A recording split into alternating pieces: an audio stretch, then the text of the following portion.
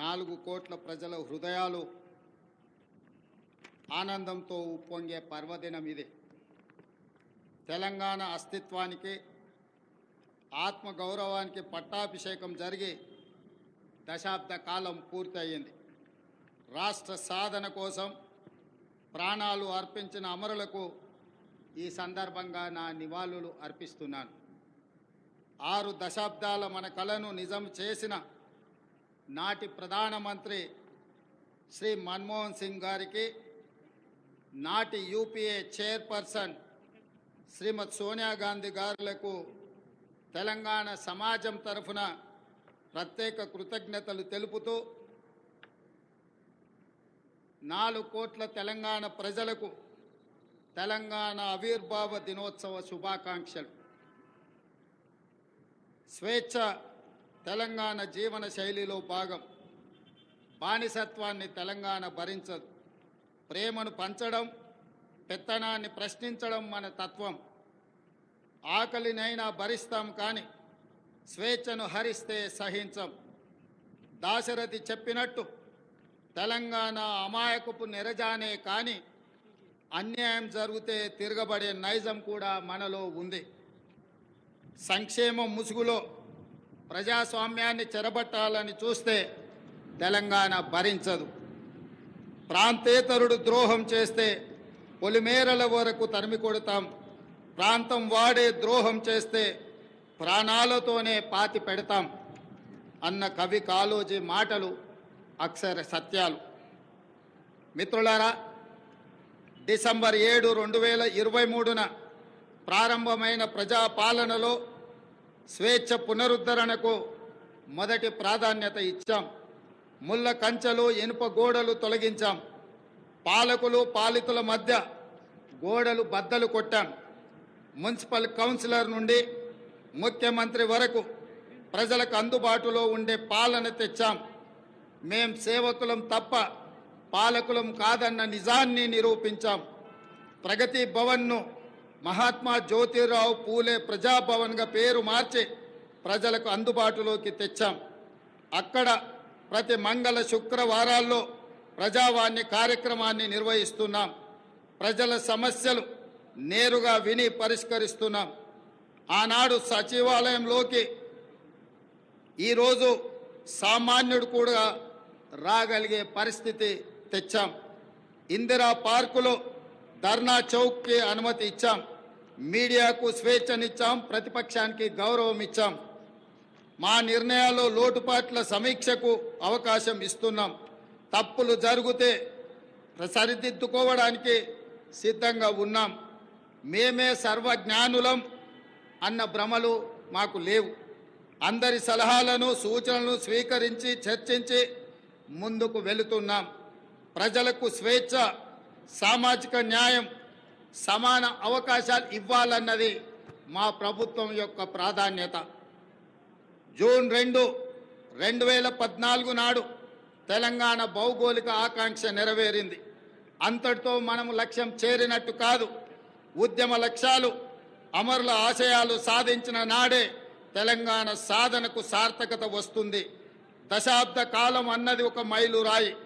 ప్రజల ఆశలు, ఆశయాలు నెరవేర్చడంలో మనం ఎక్కడ ఉన్నామన్నది సమీక్షించుకోవాల్సిన సందర్భం ఈ దశాబ్ది ఉత్సవం. నేను రాజకీయ విమర్శల జోలికి పోను, కానీ చరిత్రను సమీక్షించుకున్నప్పుడే భవిష్యత్తుకు పునాదులు వేసుకోగలం.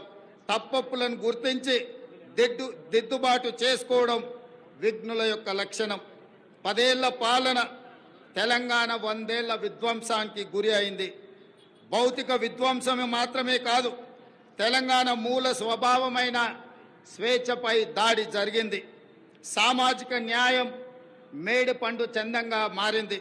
ప్రజలందరికీ చెందాల్సిన రాష్ట్ర సంపద గుప్పెడు మంది చేతుల్లోకి చేరింది. తెలంగాణ సంస్కృతి, సాంప్రదాయాలు విధ్వంసానికి గురయ్యాయి. ఆర్థిక విధ్వంసం సంగతి చెప్పనక్కరలేదు. ఇదంతా గతం. ప్రజలే, ప్రజల కోసం, ప్రజల చేత ఎన్నుకోబడిన ప్రభుత్వం ఇప్పుడు తెలంగాణలో ఉంది. ప్రజా ప్రభుత్వంలో జరుపుకుంటున్న మొదటి ఆవిర్భావ దినోత్సవం ఇది. అందుకే ఈ ఆవిర్భావ దినోత్సవానికి చరిత్రలో ప్రత్యేక స్థానం ఎప్పటికీ ఉంటుంది.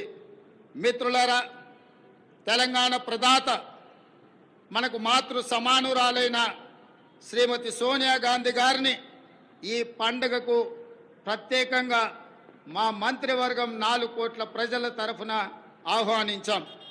ఏ హోదాలో సోనియా గాంధీని ఆహ్వానించారని అడుగుతున్నారు. నేను చెప్పదలుచుకున్న బిడ్డ ఇంట్లో శుభకార్యానికి తల్లికి హోదా కావాలా? తల్లిని ఆహ్వానించడానికి బిడ్డకు ఒకరి పర్మిషన్ అవసరమా? ఏ హోదా ఉందని, ఏ పదవిలో ఉన్నారని మహాత్మా గాంధీని మన జాతి పితగా గుర్తించుకున్నాం. తెలంగాణ చరిత్ర ఉన్నంత వరకు శ్రీమతి సోనియా గాంధీని ఈ సమాజం తల్లిగా గుర్తించి గౌరవిస్తుంది. ఈ గడ్డతో ఆ తల్లి బంధం రాజకీయాల బంధము కాదు. ఆ తల్లి బంధం పేగు బంధం ఈ తెలంగాణతో. ఈ దశాబ్ది ఉత్సవాల శుభ సందర్భంలో అమరుల ఆశయాలు ప్రజలు కళలు నెరవేర్చే దిశగా ప్రజాప్రభుత్వం కొన్ని కీలక నిర్ణయాలు తీసుకుంది. అందులో ప్రధానంగా సాంస్కృతిక పునరుజ్జీవనం, ఆర్థిక పునరుజ్జీవనం, ఈ రెండు ఇప్పుడు తెలంగాణ భవిష్యత్తు నిర్మాణానికి కీలక అంశాలు. ఈ దిశగా మన ప్రభుత్వం అడుగులు వేస్తుంది. మిత్రులారా, ఏ జాతికైనా తన సంస్కృతే తన అస్తిత్వం. ఆ సంస్కృతిని కాపాడటం ప్రభుత్వాల బాధ్యత. బోనం నుండి బతుకమ్మ వరకు, సాయుధ పోరాటం నుండి స్వరాష్ట్ర ఉద్యమం వరకు మన సంస్కృతి, మన చరిత్ర గొప్పవి. సమ్మక్క సారలమ్మ నుండి జోగులాంబ వరకు, భద్రాద్రి రాముడు నుంచి కొమరం భీముడి వరకు అమరుల త్యాగాలు, హక్కుల ఉద్యమాల వంటి వాటితో తెలంగాణ గొప్ప చారిత్రక వారసత్వాన్ని కలిగి ఉంది. ఈ సంస్కృతిని, చరిత్రకు పునరుజ్జీవనం జరగాలి. తెలంగాణ వచ్చి 10 ఏళ్లైనా ఇప్పటికి మన రాష్ట్ర గీతము లేదు. ఉద్యమ కాలంలో ఉవ్వెత్తున స్ఫూర్తిని రగల్చిన జయ జయ హే తెలంగాణ జననీ జయ కేతనం గేయమే మన రాష్ట్ర అధికార గీతం కావాలని ఆనాడు ఆశించాం. సహజ కవి అందశ్రీ రచించిన ఈ గేయం మన రాష్ట్ర గేయంగా ఉంటుందని విశ్వసించాం. ప్రజల ఆకాంక్షల మేరకు ఈ పర్వదినాన జయ జయ హే తెలంగాణ గీతాన్ని రాష్ట్ర అధికార గీతంగా సగర్వంగా మా ప్రభుత్వం ప్రకటిస్తున్నది. చిహ్నం ఒక జాతి చరిత్రకు అద్దం పడుతుంది. జాతి చరిత్ర మొత్తం నిక్షిప్తమై ఉండేది చిహ్నంలో మాత్రమే. తెలంగాణ అంటే ధిక్కారం, తెలంగాణ అంటే పోరాటం. రాష్ట్ర అధికారిక చిహ్నంలో అది ప్రతిబింబించాలి. ఆ దశగా ప్రజాప్రభుత్వం నూతన చిహ్నాన్ని రూపొందించే పనిలో ఉంది. వివిధ వర్గాల నుంచి వచ్చిన సూచనలు, సలహాలు పరిగణలోకి తీసుకొని రాష్ట్ర నూతన చిహ్నాన్ని రూపొందించే పనిలో ఉన్నాం. అదేవిధంగా మిత్రులారా, ఉద్యమ సమయంలో ప్రజలు టీజీ అనే ఇంగ్లీష్ అక్షరాలను తెలంగాణకు సంక్షిప్త అక్షరాలుగా నిర్ధారించారు. యువత తమ గుండెలపై టీజీ అని పచ్చబొట్లుగా పొడిపించుకున్నారు. వారి ఆకాంక్షల మేరకు టీఎస్ స్థానంలో టీజీని పునరుద్ధరిస్తూ ప్రభుత్వం నిర్ణయం తీసుకున్నది. జననీ జన్మభూమిస్య స్వర్గాదపి గరీయసి అంటే జన్మనిచ్చిన తల్లి, జన్మనిచ్చిన భూమి స్వర్గం కంటే గొప్పవని అర్థం. తెలంగాణ తల్లి 4 కోట్ల ప్రజల యొక్క ఆకాంక్ష ప్రతిరూపంగా ఉండాలి. ఆ తల్లిని చూస్తే మన కన్న తల్లి యాదిలోకి రావాలి. సగటు తెలంగాణ గ్రామీణ మహిళా రూపమే తెలంగాణ తల్లి ప్రతిరూపంగా ఉండాలి. తెలంగాణ తల్లి కష్టజీవి, కరుణామూర్తి. ఈ రూపురేఖలతో తెలంగాణ తల్లి రూపానికి పునరుజ్జీవనం జరగాలి. త్వరలో ప్రజల ఆకాంక్షలను ప్రతిబింబించేలా తెలంగాణ తల్లి రూపుదిద్దుకుంటుంది. త్వరలోనే తెలంగాణ రాష్ట్రానికి తెలంగాణ తల్లి యొక్క ప్రతిరూపాన్ని మేము అందించబోతున్నాం. ఈ నిర్ణయాలు ఎవరికి వ్యతిరేకం కాదు. ఒక జాతి ఆకాంక్షలకు ప్రతిరూపం మాత్రమే. అదేవిధంగా మిత్రులారా, తెలంగాణ రాష్ట్ర ఆర్థిక పునరుజ్జీవనం మేము అధికారం చేపట్టే నాటికి రాష్ట్ర ఆర్థిక వ్యవస్థ పూర్తిగా విధ్వంసమైంది. 7 లక్షల కోట్ల రూపాయల అప్పుల ఊబిలో తెలంగాణ కూరుకుపోయింది. శాసనసభలో శ్వేతపత్రము పెట్టి వాస్తవాలు ప్రజల ముందు ఉంచాం. రాష్ట్ర సంపద పెంచి పేదలకు పంచడానికి ఆర్థిక పునరుజ్జీవనం జరగాల్సిన అవసరం ఉందని మా ప్రభుత్వం గుర్తించింది. మా ప్రభుత్వం ఆ దిశగా ప్రయత్నం చేస్తుంది. కఠినమైన ఆర్థిక క్రమశిక్షణ పాటిస్తూనే సంక్షేమం అభివృద్ధిలో రాజీ పడటం లేదు. ప్రభుత్వ ఉద్యోగులు పెన్షన్లకు మొదటి తారీఖునే వేతనాలు ఇవ్వడం జరుగుతుంది. అదేవిధంగా మిత్రులారా, గ్రీన్ తెలంగాణ 2050 స్వల్పకాలిక ఆలోచనలు కాదు, దీర్ఘకాలిక ప్రణాళికలతో భవిష్యత్తుకు పునాదులు వేస్తున్నాం.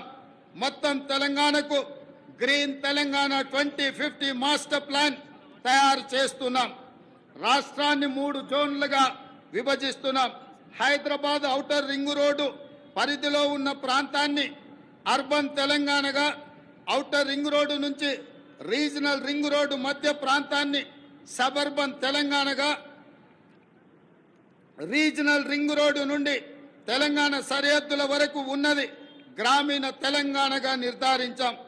ఈ 3 జోన్లలో ఎక్కడ ఎలాంటి అభివృద్ధి జరగాలి, ఎక్కడ ఏ రకమైన మౌలిక సదుపాయాల కల్పన జరగాలన్నది ఈ మెగా ప్రణాళికలో విస్పష్టంగా తొందరలోనే ప్రకటిస్తాం. హైదరాబాదు నగరానికి ఒకనాడు తలమానికం మూసీ నది. ఈనాడు మూసీ ఒక మురికి కూపంగా తయారవుతే దానిని సుందరీకరించి, మూసీ సుందరీకరణ ద్వారా ఈ హైదరాబాదు నగరాన్ని ప్రపంచ చిత్రపటంలోనే ఒక విశ్వ నగరంగా మార్చడానికి ఈనాడు మా ప్రభుత్వం కార్యాచరణను చేపడుతుంది. మూసీ సుందరీకరణ పథకం ద్వారా పరివాహక ప్రాంతాన్ని ఉపాధి కల్పన జోన్గా తీర్చిదిద్దబోతున్నాం. ఈ పథకానికి ఇప్పటికే 1000 కోట్ల రూపాయలు కేటాయించాం. హైదరాబాద్ బ్రాండ్ ఇమేజ్ని ఈ పథకం మరో స్థాయికి తీసుకెళ్తుందనడంలో సందేహం లేదు. పర్యాటకం, ఆర్థికం, పర్యావరణం ఈ 3 కోణాలు ఇందులో ఉన్నాయి. ఎగువన ఉన్న ఉమ్మడి రంగారెడ్డి, దిగువన ఉన్న ఉమ్మడి నల్గొండ జిల్లాలో సాగునీటి వనరుగా కూడా మూసీ ఉపయోగపడుతుంది. ప్రజల అవసరాలకు తగ్గట్టు మెట్రో విస్తరణ ప్రణాళికలను ప్రకటించాం. రీజనల్ రింగ్ రోడ్డు త్వరితగతిన పూర్తికి ప్రయత్నిస్తాం. తక్కువ ఖర్చుతో ఎక్కువ నీరు ఇవ్వగలిగే సాగునీటి ప్రాజెక్టులకు తొలి ప్రాధాన్యత ఇవ్వడం జరుగుతుంది. రాష్ట్ర ఆర్థిక పునరుజ్జీవానికి అవసరమైన అన్ని నిర్ణయాలు తీసుకోవడం జరుగుతుంది. అన్నిటికంటే ముఖ్యంగా మిత్రులారా, ఈనాడు తెలంగాణ రాష్ట్రాన్ని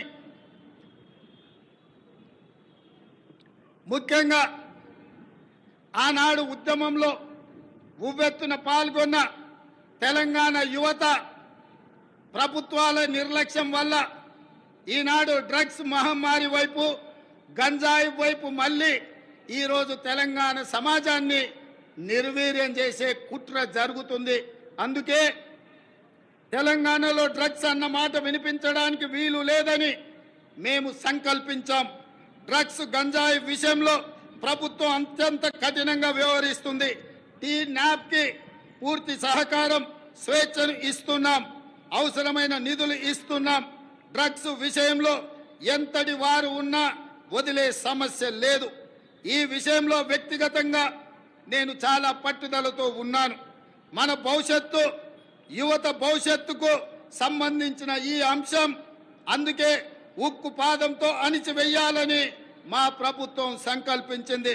డ్రగ్స్ ఫ్రీ తెలంగాణ ప్రభుత్వ పరంగానే కాదు, వ్యక్తిగతంగా నేను ఎంతో ప్రాధాన్యతను ఇస్తున్నాను. అదేవిధంగా మిత్రులారా, ప్రజాపాలన ప్రజల వద్దకు చేర్చాలన్నది మా ఆలోచన. ఇందిరమ్మ గ్రామ సభల ద్వారా 2023 డిసెంబర్ 28 నుండి 2024 జనవరి 6 వరకు అభయహస్తం గ్యారంటీలను అమలుకు దరఖాస్తులను స్వీకరించాం. మహాలక్ష్మి, ఇందిరమ్మ ఇండ్లు, గృహజ్యోతి, చేయుత, రైతు భరోసా పథకాల కోసం 1,28,00,000 మంది దరఖాస్తులు పెట్టుకోవడం జరిగింది.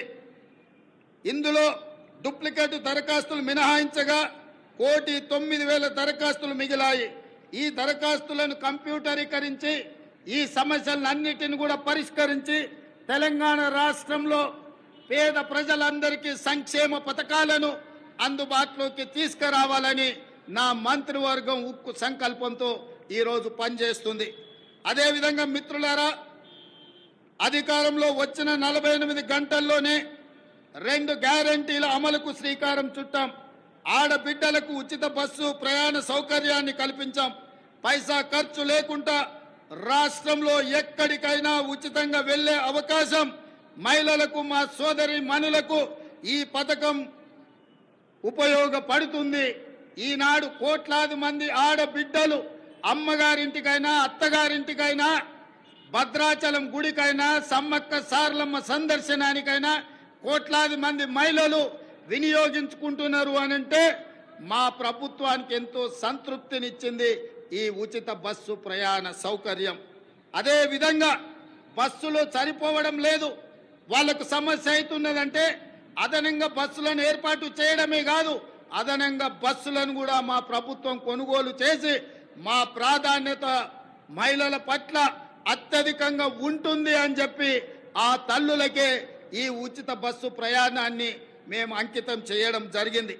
అదేవిధంగా పేదల ఆరోగ్య విషయంలో రాష్ట్ర ప్రభుత్వం ఆనాడు డాక్టర్ వైఎస్ రాజశేఖర రెడ్డి గారు ఉన్నప్పుడు శ్రీమతి సోనియా గాంధీ గారి నేతృత్వంలో ఆరోగ్యశ్రీ పథకాన్ని తీసుకువచ్చి పేద ప్రజలకు ఆరోగ్యాన్ని, కార్పొరేట్ వైద్యాన్ని అందించడం ద్వారా ఆ కుటుంబాలను ఆదుకునే విధంగా ఆనాడు ఆ పథకాన్ని ప్రవేశపెట్టడం జరిగింది.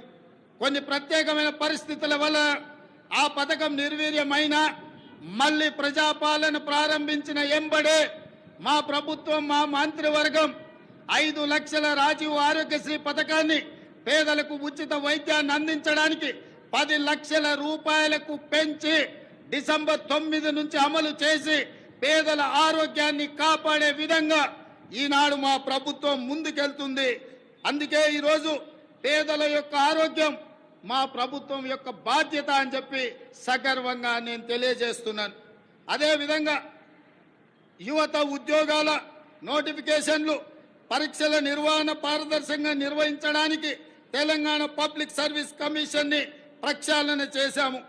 70 రోజుల్లోనే 30,000 మంది నిరుద్యోగ యువకులకు ఉద్యోగ అవకాశాలు కల్పించి ఉద్యోగ పత్రాలు ఎల్బీ స్టేడియంలో వాళ్ళ కుటుంబ సభ్యుల సమక్షంలో వాళ్ళ కళ్ళల్లో సంతోషాన్ని చూస్తూ మా ప్రభుత్వం నియామక పత్రాలను అందజేయడం జరిగింది.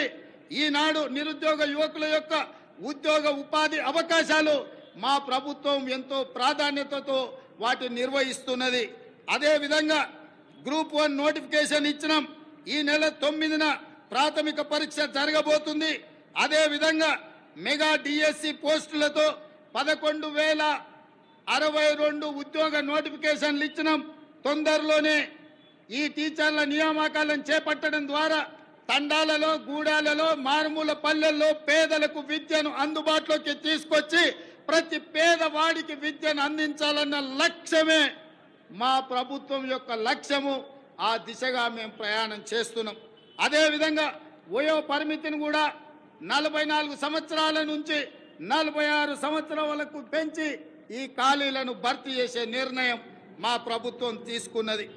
మిత్రులారా, రాష్ట్రంలో లక్షల మంది ప్రజల సొంత ఇళ్ల కోసం ఎదురు చూస్తున్నారు. వారి కలలు నెరవేర్చేందుకు భద్రాద్రి రాముడు సాక్షిగా ఇందిరమ్మ ఇళ్ల పథకాన్ని ప్రారంభించాం. పేదల కోసం ఈ ఏడాది 4,50,000 ఇండ్లను మంజూరు చేయడమే కాదు, 22,500 కోట్ల రూపాయలు నిధులు కేటాయించడం ద్వారా ప్రతి శాసనసభ నియోజకవర్గంలో 3,500 ఇళ్లు పేదవాళ్లకు నిర్మించి పేదవాడి సొంత ఇంటి కలను, చిరకాల స్వప్నాన్ని మా ప్రభుత్వం పూర్తి చేయాలని దృఢ సంకల్పంతో ముందుకు వెళ్లడం జరుగుతుంది. అదేవిధంగా విద్యారంగ ప్రక్షాళన తెలంగాణ ఎడ్యుకేషన్ హబ్గా తీర్చిదిద్దాలని సంకల్పించాం. అందుకే ప్రతి మండల కేంద్రంలో అంతర్జాతీయ మోడల్ స్కూళ్లను నిర్మించడం మా బాధ్యతగా భావించి ఆ ప్రయత్నాన్ని ముందుకు తీసుకెళ్తున్నాం. అదేవిధంగా స్కిల్ యూనివర్సిటీలను ఎంతో మందిని విద్యార్థులు పట్టాలు తీసుకుంటున్నారు, కానీ వాళ్ళకి స్కిల్ డెవలప్మెంట్ విషయంలో సరైన శిక్షణ లేకపోవడం వల్ల ఉద్యోగ ఉపాధి అవకాశాలలో కొన్ని ఇబ్బందులు ఎదుర్కొంటున్నారు. దానికోసమే తెలంగాణ యువతకు స్కిల్ యూనివర్సిటీలను ఏర్పాటు చేయడమే కాకుండా రాష్ట్రంలో దీనికి సంబంధించి అధికారుల బృందం ఇప్పటికే ఢిల్లీ, ఒడిశా, గుజరాత్ రాష్ట్రాల్లో పర్యటించి అధ్యయనం చేసింది. అదేవిధంగా అమ్మ ఆదర్శ పాఠశాల కింద 26,825 పాఠశాలలో మౌలిక సదుపాయాల కల్పన, బాలికల కోసం ప్రత్యేక టాయిలెట్ల నిర్మాణం, మంచినీరు, విద్యుత్ సదుపాయం కల్పిస్తున్నాం. దీనికోసం 1,135 కోట్ల రూపాయలు కేటాయించాం. ఇదే కాకుండా స్కిల్ డెవలప్మెంట్ విషయంలో రాష్ట్రంలో 65 ఐటీఐలు ఉంటే ఈ 65 ఐటీఐలను టాటా సంస్థతో ఒప్పందం చేసుకొని వాటిని అభివృద్ధి చేసి వాళ్లకు శిక్షణ ఇచ్చి ఉద్యోగ ఉపాధి అవకాశాలు కల్పించే విధంగా టాటా సంస్థతో మా ప్రభుత్వం ఒప్పందం చేసుకొని నిరుద్యోగ యువకులకు ఉద్యోగ ఉపాధి అవకాశాలు కల్పించాలని ఈనాడు మా ప్రభుత్వము కృత నిశ్చయంతో ఉన్నది. అదేవిధంగా మిత్రులారా, తెలంగాణ సమాజం అంటేనే వ్యవసాయం. మన సంస్కృతి, మన సాంప్రదాయం అంటే వ్యవసాయం. ఈ వ్యవసాయానికి రైతును రాజును చేయడమే మా సంకల్పం. అందుకోసమే మా ప్రభుత్వం రైతు బాగుంటే రాష్ట్రం పచ్చగా ఉంటుందని విశ్వసించే ప్రభుత్వం. గతంలో రైతుకు ఉచిత విద్యుత్ రుణమాఫీ చేసిన చరిత్ర కాంగ్రెస్ పార్టీది, మా ప్రభుత్వానిది. ఈ ట్రాక్ రికార్డును ప్రజాప్రభుత్వం కొనసాగిస్తుంది. రైతుకు ఆర్థిక సాయం పథకంలో భాగంగా 69 లక్షల మందికి చెప్పిన మాట ప్రకారం 7,500 కోట్ల రూపాయలు వారి ఖాతాలో జమ చేసి ప్రతి రైతుకు రైతు భరోసా పథకంలో నిధులను విడుదల చేయడం జరిగింది. అదేవిధంగా ఇటీవల కాలంలో అకాల వర్షాలతో పంట నష్టం జరిగితే ప్రతి ఎకరాకు 10,000 రూపాయల నష్ట పరిహారం ఇవ్వడం జరిగింది. ధాన్య సేకరణ విషయంలో కూడా ఈరోజు 7,245 ధాన్య సేకరణ కేంద్రాలను ఏర్పాటు చేసి తండాలలో, గూడాలలో, మారుమూల పల్లెల్లో రైతులు పండించిన పంటను అక్కడే ధాన్య సేకరణ కేంద్రాలను ఏర్పాటు చేసి ఆ ధాన్యాన్ని సేకరించి తుట్టి, తాలు, తరుగు పేరు మీద తుట్టి తీయకుండా ప్రభుత్వం కఠినమైన చర్యలు తీసుకుంది. అకాల వర్షాలతో తడిసిన ధాన్యాన్ని కూడా కనీసం మద్దతు ధర ఇచ్చి కొనుగోలు చేసి రైతులను ఆదుకొని రైతులను కాపాడాలని, రైతులని రాజులుగా చెయ్యాలని మా ప్రభుత్వం దృఢ సంకల్పంతో పనిచేస్తుంది. ఇదే కాదు, ధరణి విషయంలో కూడా చాలా సమస్యలు, లక్షలాది సమస్యలు మా దృష్టికి వచ్చినాయి. వాటిని పరిష్కరించడానికి ధరణి విషయంలో కూడా ఒక కమిటీని ఏర్పాటు చేసి ప్రతి సమస్యను పరిష్కరించి ధరణిలో జరిగిన లోపాలను సరిదిద్ది ప్రతి రైతుకు, ప్రతి వాడికి మేలు జరిగే విధంగా ధరణి ప్రక్షాళన కార్యక్రమాన్ని మా ప్రభుత్వం తీసుకొని ముందుకు వెళ్తుంది. అదేవిధంగా మిత్రులారా, రాష్ట్రంలో విద్యుత్ సరఫరా నిరంతరాయంగా 24 గంటలు అందిస్తున్నామని చెప్పడానికి నేను గర్వపడుతున్నాను. రాష్ట్ర చరిత్రలో ఎన్నడూ లేని విధంగా ఈ ఏడాది మార్చి 6న అత్యధికంగా 298 మిలియన్ యూనిట్ల విద్యుత్ సరఫరా చేసి రాష్ట్రం ఏర్పడిన తర్వాత అత్యధికంగా రికార్డును సృష్టించాం. నిరంతరాయంగా విద్యుత్తుని సరఫరా చేశాం. పేదల గృహాలకు, వ్యవసాయానికే కాదు భూమి లేని నిరుపేదలకు ప్రతి ఇంటిలో వెలుగులు చూడాలని, వాళ్ళ కళ్ళల్లో ఆనందం ఉండాలని ప్రతి పేదవాడికి 200 యూనిట్లు ఉచిత విద్యుత్తును అందించి పేదవాళ్ళకు అండగా నిలబడి ఈరోజు మా ప్రభుత్వం ముందుకు సాగుతున్నది. అదేవిధంగా మిత్రులారా, పెట్టుబడుల విషయం, రాష్ట్రంలో పెట్టుబడులు తీసుకొచ్చి తద్వారా ఉద్యోగ ఉపాధి అవకాశాలు కల్పించి రాష్ట్ర ఆదాయాన్ని పెంచి పేదలకు పంచాలన్న లక్ష్యంతో దావూస్ పర్యటన మా మంత్రి సహచరులతో పర్యటన చేయడం జరిగింది. ఈ పర్యటనలో 40,000 కోట్ల రూపాయలకు సంబంధించిన పెట్టుబడుల ఒప్పందాలు రాష్ట్ర ప్రభుత్వం చేసుకున్నది. ఇది పెట్టుబడుల ఆకర్షణలో ఒక గొప్ప రికార్డు. ఈ ఒప్పందం కార్యరూపం దాల్చే కార్యాచరణ మొదలు పెట్టాం. తద్వారా మన యువత ఉపాధి ఉద్యోగ కల్పనలు ఈ ప్రభుత్వం కంకణబద్ధమై ఉంది. అదేవిధంగా మిత్రులారా, మహాలక్ష్మి పథకం, మహాలక్ష్మి ఈరోజు నాకు చాలా ఆనందంగా ఉంది. ఈ రాష్ట్ర అవతరణ ఉత్సవాలలో ఈనాడు పర్యటన చేస్తున్నప్పుడు ఇటువైపున అటువైపున వేలాది మంది మా తెలంగాణ ఆడబిడ్డలు ఇక్కడికి వచ్చి మా మహాలక్ష్ములందరూ మా ప్రభుత్వాన్ని ఆశీర్వదించడానికి వాళ్ళందరూ ఇక్కడికి రావడం జరిగింది. మనస్ఫూర్తిగా వారికి ధన్యవాదాలు తెలియజేస్తూ మహాలక్ష్మి పథకం ద్వారా 1 కోటి మంది ఆడబిడ్డలను కోటీశ్వరులను చేయాలన్నది మా ప్రభుత్వ సంకల్పం. మహిళలు తయారు చేసే ఉత్పత్తులకు సరైన మార్కెటింగ్ సదుపాయం కల్పిస్తాం. వాళ్ళ ఉత్పత్తులను మార్కెటింగ్ చేసుకోవడానికి హైటెక్ సిటీ పక్కన శిల్పారామం దగ్గర 3 ఎకరాల స్థలాన్ని వందలాది స్టాళ్లను పెట్టుకోవడానికి వాళ్ళకి స్థలాన్ని కేటాయించడం జరిగింది. ఏ ప్రాంతంలో అయితే విప్రో, ఇన్ఫోసిస్, ఐటీ కంపెనీలు ఉన్నాయో ఆ పక్కనే మా ఆడబిడ్డలకు గ్రామీణ ప్రాంతాలలో వారు చేసిన ఉత్పత్తులను అమ్ముకోవడానికి శిల్పారామం పక్కన 3 ఎకరాల స్థలాన్ని కేటాయించాం. అందులో వాళ్ళ ఉత్పత్తులను సగర్వంగా ఈ ప్రపంచానికి పరిచయం చేసే అవకాశం ఉంది. ఆ విధంగా మా ఆడబిడ్డలను పారిశ్రామికవేత్తలను చేసి కోటీశ్వరులుగా మార్చాలనే సంకల్పం మా ప్రభుత్వం తీసుకున్నది. మా ఆడబిడ్డల ఆశీర్వాదం మాకు ఎప్పుడు ఉండాలని నేను వారికి విజ్ఞప్తి చేస్తున్నా.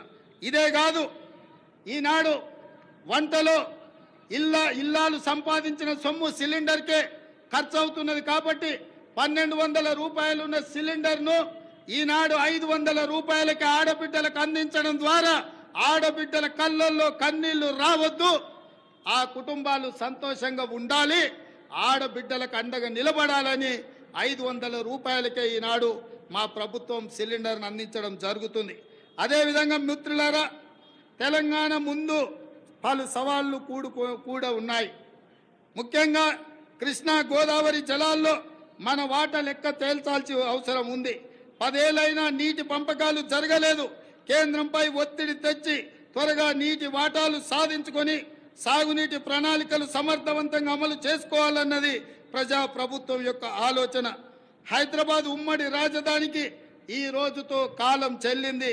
ఆంధ్రప్రదేశ్లో ఆస్తుల విభజనకు సంబంధించి ఈ సమస్యలను సాధ్యమైనంత త్వరగా పరిష్కరించుకుంటాం. అదేవిధంగా మిత్రులారా, తెలంగాణ ప్రపంచానికి ఒక దిక్సూచి కావాలి.